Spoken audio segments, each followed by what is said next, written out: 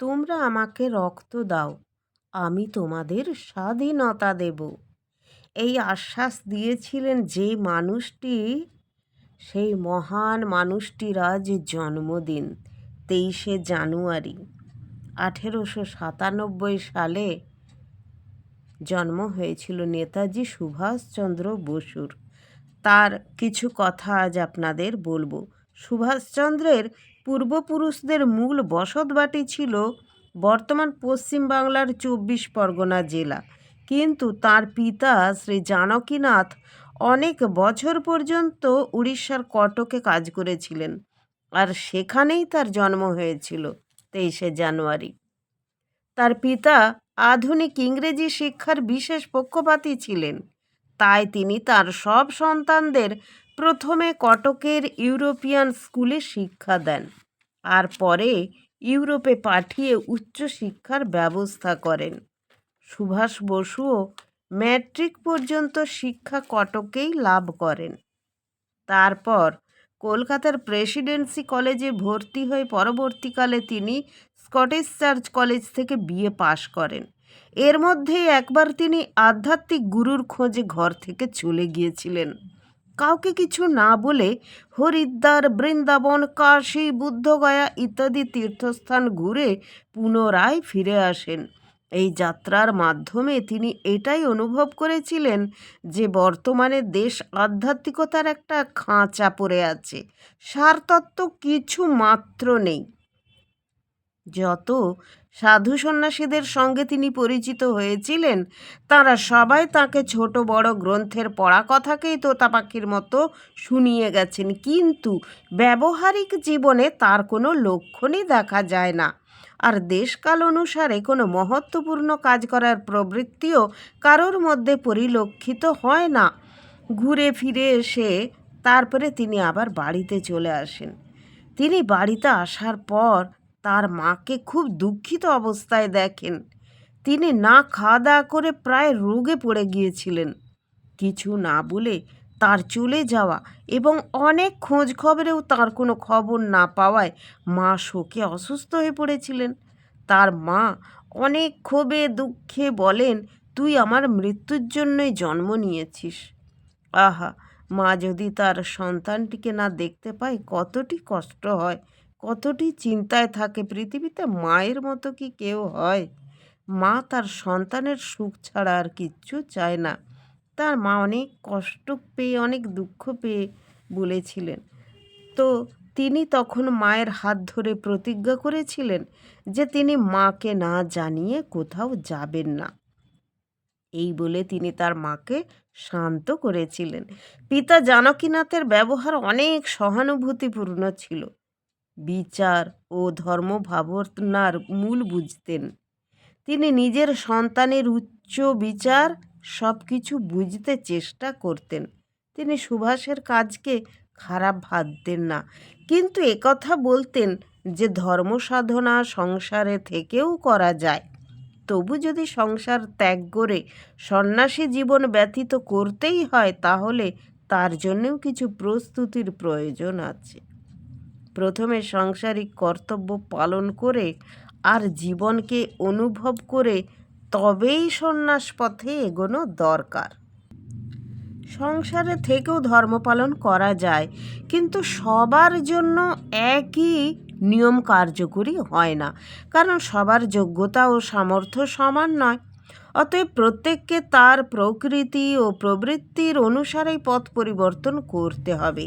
ত্যাগের জন্য অভ্যাস তৈরি হওয়ার কথা ঠিক, কিন্তু বিভিন্ন লোকের সংস্কার পৃথক পৃথক হয়, আর ত্যাগের ভিত্তি প্রধানত মানুষের সংস্কারের উপরই নির্ভর করে। কর্তব্য নির্ণয়ও অগ্রপশ্চাৎ বিবেচনা করে করতে হয়। উচ্চ কর্তব্য পালনের আবশ্যকতা উপস্থিত হলে নিম্ন কর্তব্যকে সরিয়ে রাখতে হয়। পিতা পুনরায় জিজ্ঞাসা করলেন, শাস্ত্রে যা কিছু বলা হয়েছে, যেমন ব্রহ্মসত্য, জগৎ মিথ্যা, এর সম্বন্ধে তুমি কি জানো? সুভাষ বলেন, যতক্ষণ এই কথা কেবলমাত্র মুখে বলা হবে ততক্ষণ এই কথা শুধুমাত্র এক সিদ্ধান্ত, কিন্তু যখন সেই অনুসারে আচরণ করা হবে তখন তা সত্য। যিনি এই বাক্যকে প্রচারিত করেছিলেন তিনি তা পালন করতেন এবং তিনি বলে গিয়েছিলেন যে অন্য সব মানুষও এই পথে চলতে পারে। যখন জিজ্ঞাসা করা হয় এই বাক্যকে কে ব্যবহারিক জীবনে ধারণ করেছিল আর তার প্রমাণ কি, তখন সুভাষ উত্তর দিয়েছিলেন প্রাচীন ঋষিরা এই সিদ্ধান্ত অনুসারে আচরণ করতেন। তারা বলে গেছেন বেদাহ মেতং পুরুষং মহান্তম, আমি সেই পরম পুরুষকে জানি, এটাই তার প্রমাণ।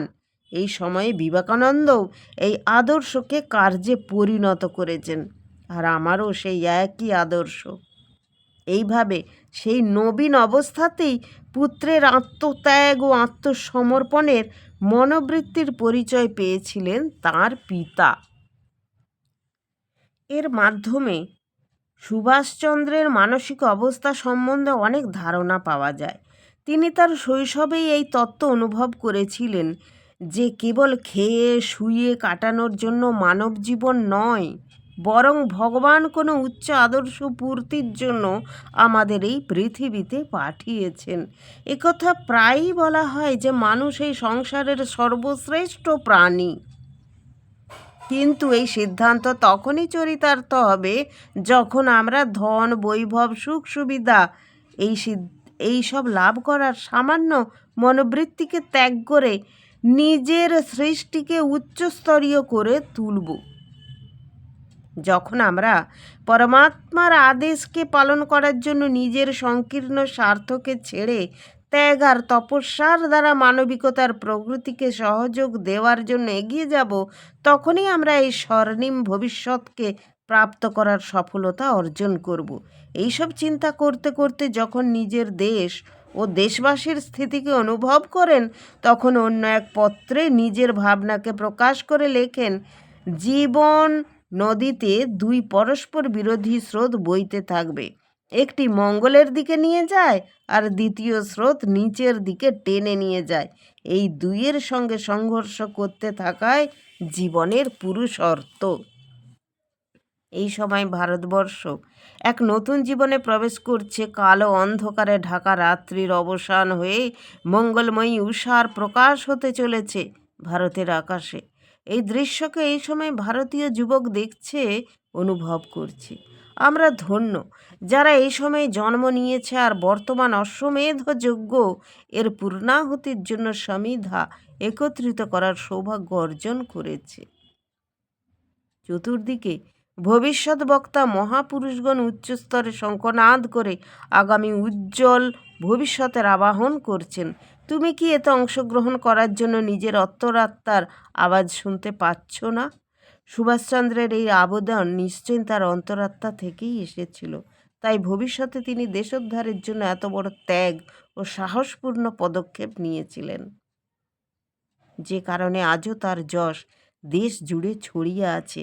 নিজের মাতৃভূমি ও স্বদেশী বন্ধুদের কষ্টপূর্ণ অবস্থা তাকে সেই সময় ব্যাকুল করে তুলেছিল, আর তার মন বারবার কিছু করার জন্য উদ্বেলিত হয়ে উঠেছিল।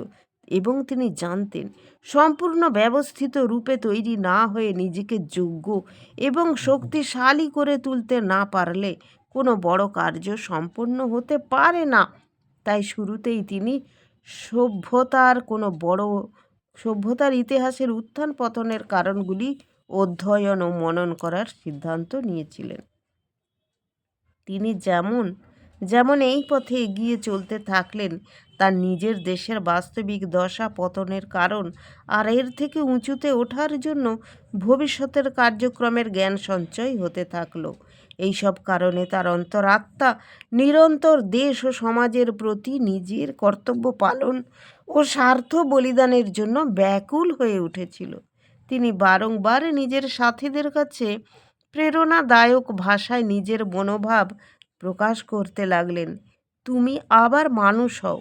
কোনো কবির এই কথা আমার খুব প্রিয়, কারণ এতে খুব উচ্চ ভাবনার সমাবেশ আছে।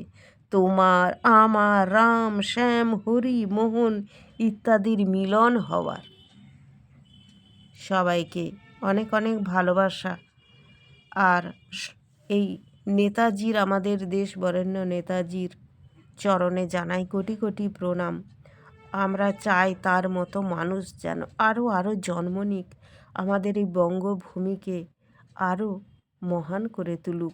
এই মহান সন্তানদের চরণের স্পর্শে আমাদের জন্মভূমি আরও সুন্দর হয়ে উঠুক। প্রণাম জানাই আপনাকে নেতাজি, আপনার চরণে জানাই কোটি কোটি প্রণাম।